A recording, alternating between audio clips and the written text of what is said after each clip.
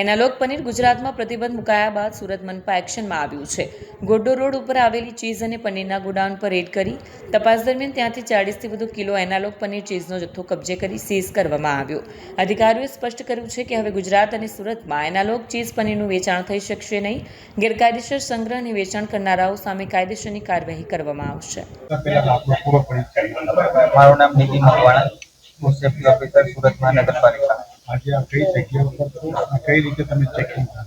અઠવા ઝોનમાં રામચોક નજીક આવેલ એક પનીર ડેરી કન્ટેક્સમાં એનાલોગ પનીર, બટર અને ચીઝ ત્યાં સંગ્રહ કરતા હોય છે તેવી એક સંસ્થા છે, જેની સ્થળ તપાસ કરવામાં આવેલ છે.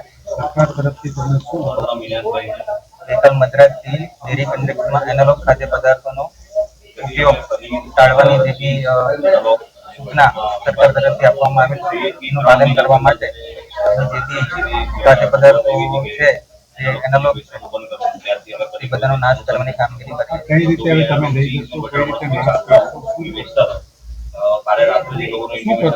એનો નાશ કરવામાં આવશે. આ લોકો કહેવાનું છે વેપારી લોકો કે અમને ટાઈમ આપો.